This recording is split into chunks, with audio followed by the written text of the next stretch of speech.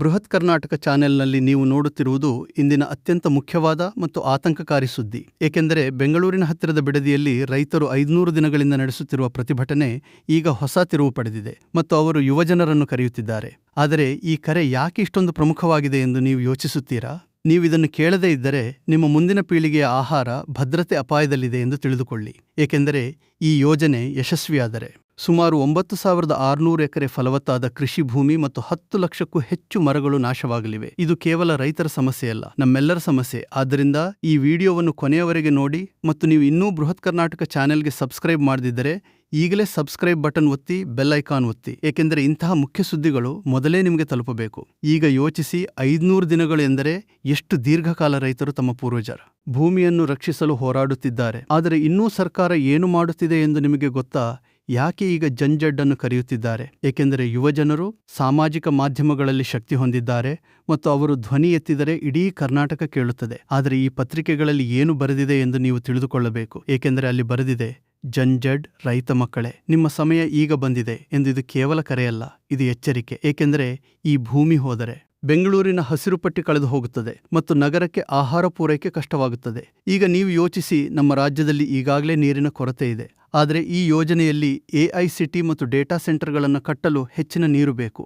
ಆಗ ರೈತರಿಗೆ ನೀರು ಎಲ್ಲಿ ಸಿಗುತ್ತದೆ? ಜನರ ಜೀವನೋಪಾಯ ಏನಾಗುತ್ತದೆ? ಈ ಪ್ರಶ್ನೆಗಳು ನಿಮ್ಮನ್ನು ಕಾಡುತ್ತಿವೆಯಾ? ಹಾಗಾದರೆ ಮುಂದುವರಿಯಿರಿ, ಏಕೆಂದರೆ ಇನ್ನೂ ಹೆಚ್ಚು ಆಘಾತಕಾರಿ ವಿಷಯಗಳಿವೆ. ರೈತರು ಹೇಳುತ್ತಾರೆ, ಈ ಚಳವಳಿ ರಾಜಕೀಯವಲ್ಲ, ಇದು ಕೃಷಿ, ಭೂಮಿ, ನೀರು ಮತ್ತು ಪರಿಸರವನ್ನು ರಕ್ಷಿಸುವ ಹೋರಾಟ. ಆದ್ದರಿಂದ ವಿದ್ಯಾರ್ಥಿಗಳು, ಸಾಮಾಜಿಕ ಮಾಧ್ಯಮ ಪ್ರಭಾವಿಗಳು ಮತ್ತು ವಿಷಯ ರಚನೆಕಾರರು ಆನ್ಲೈನ್ನಲ್ಲಿ ಜಾಗೃತಿ ಹರಡಬೇಕು ಎಂದು ಕರೆ ನೀಡುತ್ತಿದ್ದಾರೆ. ಆದರೆ ನೀವು ಇದನ್ನು ನೋಡುತ್ತಿರುವಾಗಲೇ ಯೋಚಿಸಿ, ನಮ್ಮಲ್ಲಿ ಹಲವು ಇಂಜಿನಿಯರ್ಗಳು, ವೈದ್ಯರು ರೈತ ಕುಟುಂಬಗಳಿಂದಲೇ ಬಂದವರು. ಆದರೆ ಅವರು ಈಗ ಈ ಹೋರಾಟಕ್ಕೆ ಬೆಂಬಲ ನೀಡುತ್ತಿದ್ದಾರೆಯಾ ಅಥವಾ ಮೌನವಾಗಿದ್ದಾರೆಯಾ? ಈ ಪ್ರಶ್ನೆ ನಿಮ್ಮನ್ನು ಕಾಡಬೇಕು. ಏಕೆಂದರೆ ಭವಿಷ್ಯದ ಆಹಾರ ಭದ್ರತೆಗಾಗಿ ಕೃಷಿ ಭೂಮಿ ರಕ್ಷಣೆ ಅತ್ಯಗತ್ಯ. ಈಗ ಬಿಡದಿಯಲ್ಲಿ ಏನಾಗುತ್ತಿದೆ ಎಂದು ನೋಡೋಣ. ರೈತರು ಪತ್ರಿಕೆಗಳನ್ನು ಹಂಚುತ್ತಿದ್ದಾರೆ, ಯುವಜನರನ್ನು ಕರೆಯುತ್ತಿದ್ದಾರೆ. ಆದರೆ ಈ ಯೋಜನೆ ಯಾಕೆ ಇಷ್ಟೊಂದು ಅಪಾಯಕಾರಿ ಎಂದು ತಿಳಿಯಿರಿ. ಏಕೆಂದರೆ ಸಾವಿರಾರು ಎಕರೆ ಫಲವತ್ತಾದ ಭೂಮಿ ನಾಶವಾದರೆ ಬೆಂಗಳೂರು ತನ್ನ ಹಸಿರು ಮುಸುಕನ್ನು ಕಳೆದುಕೊಳ್ಳುತ್ತದೆ ಮತ್ತು ನಗರದ ವಾತಾವರಣ ಕೆಡುತ್ತದೆ. ಜೊತೆಗೆ ನೀರಿನ ಸಮಸ್ಯೆ ಇನ್ನಷ್ಟು ತೀವ್ರವಾಗುತ್ತದೆ. ಈಗ ನೀವು ಯೋಚಿಸಿ, 500 ದಿನಗಳ ಹೋರಾಟದ ನಂತರವೂ ಏಕೆ ಯುವಜನರನ್ನು ಕರೆಯುತ್ತಿದ್ದಾರೆ? ಏಕೆಂದರೆ ಹಳೆಯ ಪೀಳಿಗೆ ಧ್ವನಿ ಎತ್ತುತ್ತಿದ್ದರೂ ಸಾಕಾಗುತ್ತಿಲ್ಲ. ಆದ್ದರಿಂದ ಯುವಶಕ್ತಿ ಬೇಕು. ಆದರೆ ಯುವಜನರು ಏನು ಮಾಡಬಹುದು ಎಂದು ನೀವು ಕೇಳುತ್ತೀರಾ? ಅವರು ಸಾಮಾಜಿಕ ಮಾಧ್ಯಮಗಳಲ್ಲಿ ಹಂಚಿಕೊಳ್ಳಬಹುದು, ವಿಡಿಯೋಗಳನ್ನು ಮಾಡಬಹುದು, ಪಿಟಿಷನ್ಗಳನ್ನು ಸಹಿ ಮಾಡಬಹುದು ಮತ್ತು ಜಾಗೃತಿ ಮೂಡಿಸಬಹುದು. ಆದರೆ ಇದು ಸಾಕೆ ಅಥವಾ ಇನ್ನಷ್ಟು ಬೇಕೇ? ಈ ಪ್ರಶ್ನೆ ನಿಮ್ಮ ಮನಸ್ಸಿನಲ್ಲಿ ಉಳಿಯಲಿ. ಏಕೆಂದರೆ ಈ ಹೋರಾಟ ಯಶಸ್ವಿಯಾಗದಿದ್ದರೆ ಮುಂದಿನ ತಲೆಮಾರುಗಳು ತಮ್ಮ ಆಹಾರಕ್ಕಾಗಿ ಹೊರಗಿನಿಂದ ಅವಲಂಬಿಸಬೇಕಾಗುತ್ತದೆ. ಈಗ ರೈತರು ಹೇಳುವಂತೆ ಈ ಭೂಮಿ ಪೂರ್ವಜರಿಂದ ಬಂದಿದೆ, ಅದನ್ನು ರಕ್ಷಿಸುವುದು ಅವರ ಕರ್ತವ್ಯ. ಆದರೆ ನಾವೆಲ್ಲರೂ ಈ ಕರ್ತವ್ಯವನ್ನು ಹಂಚಿಕೊಳ್ಳಬೇಕಲ್ಲವೇ? ಏಕೆಂದರೆ ಕರ್ನಾಟಕದ ಹಲವು ಪ್ರದೇಶಗಳಲ್ಲಿ ನೀರಿನ ಕೊರತೆ ಈಗಾಗಲೇ ಇದೆ. ಆಗ ದೊಡ್ಡ ಯೋಜನೆಗಳಿಗೆ ನೀರು ತಿರುಗಿಸಿದರೆ ರೈತರು ಏನು ಬೆಳೆಯುತ್ತಾರೆ? ಜನರು ಏನು ತಿನ್ನುತ್ತಾರೆ? ಈ ಪ್ರಶ್ನೆಗಳು ನಮ್ಮನ್ನು ಕಾಡುತ್ತಿವೆ. ಆದ್ದರಿಂದ ಈ ವಿಡಿಯೋವನ್ನು ನಿಮ್ಮ ಸ್ನೇಹಿತರೊಂದಿಗೆ ಹಂಚಿಕೊಳ್ಳಿ ಮತ್ತು ಬೃಹತ್ ಕರ್ನಾಟಕ ಚಾನೆಲ್ಗೆ ಸಬ್ಸ್ಕ್ರೈಬ್ ಮಾಡಿ. ಏಕೆಂದರೆ ನಾವು ಇಂತಹ ಸತ್ಯಗಳನ್ನು ನಿಮಗೆ ತಲುಪಿಸುತ್ತೇವೆ. ಈಗ ಮತ್ತೆ ಯೋಚಿಸಿ, ಈ ಯೋಜನೆಯಲ್ಲಿ AICT ಬರುತ್ತದೆ, ಡೇಟಾ ಸೆಂಟರ್ಗಳು ಬರುತ್ತವೆ. ಆದರೆ ಅವುಗಳಿಗೆ ನೀರು ಎಲ್ಲಿ ಸಿಗುತ್ತದೆ? ರೈತರ ಭೂಮಿ ಹೋದರೆ ಆಹಾರ ಎಲ್ಲಿ ಬರುತ್ತದೆ? ಮರಗಳು ಕಡಿದು ಹೋದರೆ ಗಾಳಿ ಎಲ್ಲಿ ಶುದ್ಧವಾಗುತ್ತದೆ? ಈ ಎಲ್ಲಾ ಪ್ರಶ್ನೆಗಳಿಗೆ ಉತ್ತರವನ್ನು ನೀವು ಕೊನೆಯವರೆಗೆ ನೋಡಿದರೆ ಮಾತ್ರ ತಿಳಿಯುತ್ತದೆ. ಏಕೆಂದರೆ ರೈತರು ಈಗ ಹೇಳುತ್ತಿದ್ದಾರೆ, ನಾವು 500 ದಿನಗಳಿಂದ ಹೋರಾಡುತ್ತಿದ್ದೇವೆ, ಆದರೆ ಇನ್ನೂ ಯುವಜನರ ಬೆಂಬಲ ಬೇಕು. ಏಕೆಂದರೆ ಅವರು ಭವಿಷ್ಯದ ಮಾಲೀಕರು. ಆದ್ದರಿಂದ ಅವರು ಎದ್ದು ನಿಂತರೆ ಈ ಹೋರಾಟ ಗೆಲ್ಲುತ್ತದೆ. ಆದರೆ ಅವರು ಎದ್ದು ನಿಲ್ಲುತ್ತಾರೆಯಾ ಅಥವಾ ಮೌನವಾಗಿರುತ್ತಾರೆಯಾ? ಈ ಪ್ರಶ್ನೆ ನಿಮ್ಮನ್ನು ಕಾಡಲಿ ಮತ್ತು ನೀವು ಸ್ವತಃ ಏನು ಮಾಡಬಹುದು ಎಂದು ಯೋಚಿಸಿ. ಏಕೆಂದರೆ ಈ ಚಳವಳಿ ರಾಜಕೀಯವಲ್ಲ, ಇದು ನಮ್ಮೆಲ್ಲರ ಭವಿಷ್ಯಕ್ಕಾಗಿ. ಈಗ ಬಿಡದಿಯಲ್ಲಿ ಪತ್ರಿಕೆಗಳು ಹಂಚಲಾಗುತ್ತಿವೆ, ಯುವಜನರಿಗೆ ಕರೆ ನೀಡಲಾಗುತ್ತಿದೆ. ಆದರೆ ಈ ಕರೆಗೆ ಪ್ರತಿಕ್ರಿಯೆ ಏನಾಗುತ್ತದೆ ಎಂದು ನೋಡಬೇಕು. ಏಕೆಂದರೆ ಸಾವಿರಾರು ಎಕರೆ ಭೂಮಿ ಅಪಾಯದಲ್ಲಿದೆ, 10 ಲಕ್ಷ ಮರಗಳು ಅಪಾಯದಲ್ಲಿವೆ ಮತ್ತು ಬೆಂಗಳೂರಿನ ಹಸಿರು ಪಟ್ಟಿ ಅಪಾಯದಲ್ಲಿದೆ. ಈಗ ನೀವು ಯೋಚಿಸಿ, ನಮ್ಮ ರಾಜ್ಯದಲ್ಲಿ ನೀರಿನ ಸಮಸ್ಯೆ ಈಗಾಗಲೇ ತೀವ್ರ. ಆಗ ಇನ್ನಷ್ಟು ನೀರು ತಿರುಗಿಸಿದರೆ ಏನಾಗುತ್ತದೆ? ರೈತರು ಬೆಳೆ ಬೆಳೆಯಲು ಸಾಧ್ಯವಾಗುವುದಿಲ್ಲ, ಜನರು ನಗರಗಳಲ್ಲಿ ಆಹಾರಕ್ಕಾಗಿ ಹೆಚ್ಚು ಹಣ ಕೊಡಬೇಕಾಗುತ್ತದೆ ಮತ್ತು ಪರಿಸರ ಕೆಡುತ್ತದೆ. ಈ ಎಲ್ಲಾ ವಿಷಯಗಳನ್ನು ಯೋಚಿಸಿ ನೀವು ಈ ವಿಡಿಯೋವನ್ನು ಕೊನೆಯವರೆಗೆ ನೋಡುತ್ತಿರುವುದು ಒಳ್ಳೆಯದು. ಏಕೆಂದರೆ ಇನ್ನೂ ಹೆಚ್ಚು ವಿವರಗಳಿವೆ. ರೈತರು ಹೇಳುತ್ತಾರೆ, ನಾವು ನಮ್ಮ ಪೂರ್ವಜರ ಭೂಮಿಯನ್ನು ರಕ್ಷಿಸಲು ಹೋರಾಡುತ್ತಿದ್ದೇವೆ. ಆದರೆ ಇದು ಕೇವಲ ನಮ್ಮ ಹೋರಾಟವಲ್ಲ, ನಮ್ಮೆಲ್ಲರ ಹೋರಾಟ. ಆದ್ದರಿಂದ ವಿದ್ಯಾರ್ಥಿಗಳು ಎದ್ದು ನಿಲ್ಲಬೇಕು, ಸಾಮಾಜಿಕ ಮಾಧ್ಯಮದಲ್ಲಿ ಧ್ವನಿ ಎತ್ತಬೇಕು ಮತ್ತು ಜಾಗೃತಿ ಹರಡಬೇಕು. ಆದರೆ ಇದು ಸಾಕಾಗುತ್ತದೆಯಾ ಅಥವಾ ಸರ್ಕಾರ ಕಿವಿಗೊಡುತ್ತದೆಯಾ? ಈ ಪ್ರಶ್ನೆಗಳು ನಮ್ಮನ್ನು ಕಾಡುತ್ತಿವೆ. ಆದ್ದರಿಂದ ನೀವು ಈ ಸುದ್ದಿಯನ್ನು ನಿಮ್ಮ ಕುಟುಂಬದೊಂದಿಗೆ ಚರ್ಚಿಸಿ ಮತ್ತು ಬೃಹತ್ ಕರ್ನಾಟಕ ಚಾನೆಲ್ಗೆ ಸಬ್ಸ್ಕ್ರೈಬ್ ಮಾಡಿ. ಏಕೆಂದರೆ ನಾವು ನಿಜವಾದ ಸುದ್ದಿಗಳನ್ನು ನಿಮಗೆ ತರುತ್ತೇವೆ. ಈಗ ಮತ್ತೆ ನೋಡೋಣ. ಈ ಯೋಜನೆ ಯಶಸ್ವಿಯಾದರೆ ಏನಾಗುತ್ತದೆ? ಫಲವತ್ತಾದ ಭೂಮಿ ಕಾಂಕ್ರೀಟ್ನಿಂದ ಆವರಿಸಲ್ಪಡುತ್ತದೆ, ಮರಗಳು ಕಡಿದು ಹೋಗುತ್ತವೆ, ನೀರು ಕಡಿಮೆಯಾಗುತ್ತದೆ ಮತ್ತು ಬೆಂಗಳೂರು ತನ್ನ ಪರಿಸರವನ್ನು ಕಳೆದುಕೊಳ್ಳುತ್ತದೆ. ಆದರೆ ರೈತರು ಇನ್ನೂ ಆಶೆ ಇಟ್ಟುಕೊಂಡಿದ್ದಾರೆ, ಏಕೆಂದರೆ ಅವರು ಯುವಜನರನ್ನು ಕರೆಯುತ್ತಿದ್ದಾರೆ ಮತ್ತು ಹೇಳುತ್ತಿದ್ದಾರೆ, ನಿಮ್ಮ ಸಮಯ ಈಗ ಬಂದಿದೆ. ಆದರೆ ಯುವಜನರು ಈ ಕರೆಯನ್ನು ಕೇಳುತ್ತಾರೆಯಾ ಅಥವಾ ನಿರ್ಲಕ್ಷಿಸುತ್ತಾರೆಯಾ? ಈ ಪ್ರಶ್ನೆ ನಿಮ್ಮ ಮನಸ್ಸಿನಲ್ಲಿ ಉಳಿಯಲಿ, ಏಕೆಂದರೆ ಭವಿಷ್ಯ ನಮ್ಮ ಕೈಯಲ್ಲಿದೆ. ಈಗ ರೈತರು ಪತ್ರಿಕೆಗಳಲ್ಲಿ ಬರೆದಿದ್ದಾರೆ, ಎಂಜಿನಿಯರ್ಗಳು, ವೈದ್ಯರು ಸೇರಿದಂತೆ ಹಲವು ವೃತ್ತಿಪರರು ರೈತ ಕುಟುಂಬಗಳಿಂದ ಬಂದವರು. ಆದ್ದರಿಂದ ಅವರು ಈ ಹೋರಾಟಕ್ಕೆ ಬೆಂಬಲ ನೀಡಬೇಕು, ಏಕೆಂದರೆ ಆಹಾರ ಭದ್ರತೆ ಎಲ್ಲರಿಗೂ ಮುಖ್ಯ. ಆದರೆ ಅವರು ಬೆಂಬಲ ನೀಡುತ್ತಾರೆಯಾ? ಈ ಪ್ರಶ್ನೆ ನಮ್ಮನ್ನು ಕಾಡುತ್ತಿದೆ. ಆದ್ದರಿಂದ ನೀವು ಈ ವಿಡಿಯೋವನ್ನು ಹಂಚಿಕೊಳ್ಳಿ ಮತ್ತು ಹೆಚ್ಚು ಜನರಿಗೆ ತಲುಪಿಸಿ, ಏಕೆಂದರೆ ಜಾಗೃತಿ ಮಾತ್ರ ಈ ಹೋರಾಟವನ್ನು ಗೆಲ್ಲಿಸಬಲ್ಲದು.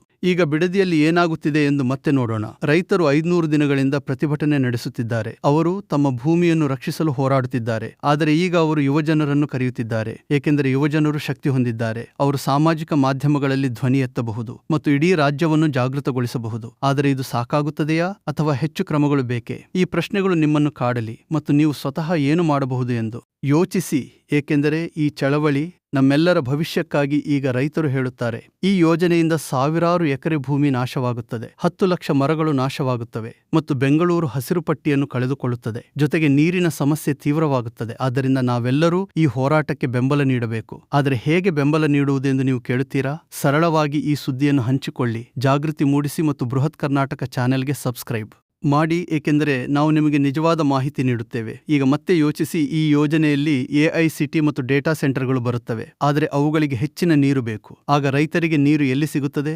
ಜನರ ಜೀವನೋಪಾಯ ಏನಾಗುತ್ತದೆ? ಈ ಪ್ರಶ್ನೆಗಳಿಗೆ ಉತ್ತರವನ್ನು ನಾವು ಹುಡುಕುತ್ತಿರುವಾಗಲೇ ರೈತರು ಹೋರಾಡುತ್ತಿದ್ದಾರೆ. ಆದ್ದರಿಂದ ನಾವು ಅವರೊಂದಿಗೆ ನಿಲ್ಲಬೇಕು. ಈಗ ಬಿಡದಿಯಲ್ಲಿ ಪತ್ರಿಕೆಗಳು ಹಂಚಲಾಗುತ್ತಿವೆ, ಯುವಜನರಿಗೆ ಕರೆ ನೀಡಲಾಗುತ್ತಿದೆ. ಆದರೆ ಈ ಕರೆಗೆ ಪ್ರತಿಕ್ರಿಯೆ ಏನಾಗುತ್ತದೆ ಎಂದು ನೋಡಬೇಕು, ಏಕೆಂದರೆ ಯುವಜನರು ಎದ್ದು ನಿಂತರೆ ಈ ಹೋರಾಟ ಗೆಲ್ಲುತ್ತದೆ. ಆದರೆ ಅವರು ಎದ್ದು ನಿಲ್ಲುತ್ತಾರೆಯಾ? ಈ ಪ್ರಶ್ನೆ ನಿಮ್ಮನ್ನು ಕಾಡಲಿ ಮತ್ತು ನೀವು ಈ ವಿಡಿಯೋವನ್ನು ಕೊನೆಯವರೆಗೆ ನೋಡಿ, ಏಕೆಂದರೆ ಇನ್ನೂ ಹೆಚ್ಚು ವಿವರಗಳಿವೆ. ರೈತರು ಹೇಳುತ್ತಾರೆ, ನಾವು 500 ದಿನಗಳಿಂದ ಹೋರಾಡುತ್ತಿದ್ದೇವೆ, ಆದರೆ ಇನ್ನೂ ಬೆಂಬಲ ಬೇಕು, ಏಕೆಂದರೆ ಈ ಭೂಮಿ ನಮ್ಮ ಪೂರ್ವಜರಿಂದ ಬಂದಿದೆ. ಅದನ್ನು ರಕ್ಷಿಸುವುದು ನಮ್ಮ ಕರ್ತವ್ಯ. ಆದರೆ ನಾವೆಲ್ಲರೂ ಈ ಕರ್ತವ್ಯವನ್ನು ಹಂಚಿಕೊಳ್ಳಬೇಕು, ಏಕೆಂದರೆ ಆಹಾರ ಭದ್ರತೆ ಎಲ್ಲರಿಗೂ ಮುಖ್ಯ. ಈಗ ನೀವು ಯೋಚಿಸಿ, ನಮ್ಮ ರಾಜ್ಯದಲ್ಲಿ ನೀರಿನ ಕೊರತೆ ಈಗಾಗಲೇ ಇದೆ. ಆಗ ದೊಡ್ಡ ಯೋಜನೆಗಳಿಗೆ ನೀರು ತಿರುಗಿಸಿದರೆ ಏನಾಗುತ್ತದೆ? ರೈತರು ಬೆಳೆ ಬೆಳೆಯಲು ಸಾಧ್ಯವಾಗುವುದಿಲ್ಲ. ಜನರು ನಗರಗಳಲ್ಲಿ ಆಹಾರಕ್ಕಾಗಿ ಹೆಚ್ಚು ಹಣ ಕೊಡಬೇಕಾಗುತ್ತದೆ ಮತ್ತು ಪರಿಸರ ಕೆಡುತ್ತದೆ. ಈ ಎಲ್ಲಾ ವಿಷಯಗಳನ್ನು ಯೋಚಿಸಿ ನೀವು ಈ ವಿಡಿಯೋವನ್ನು ನಿಮ್ಮ ಸ್ನೇಹಿತರೊಂದಿಗೆ ಹಂಚಿಕೊಳ್ಳಿ ಮತ್ತು ಬೃಹತ್ ಕರ್ನಾಟಕ ಚಾನೆಲ್ಗೆ ಸಬ್ಸ್ಕ್ರೈಬ್ ಮಾಡಿ, ಏಕೆಂದರೆ ನಾವು ಇಂತಹ ಮುಖ್ಯ ಸುದ್ದಿಗಳನ್ನು ನಿಮಗೆ ತಲುಪಿಸ್ತೇವೆ. ಈಗ ಮತ್ತೆ ನೋಡೋಣ.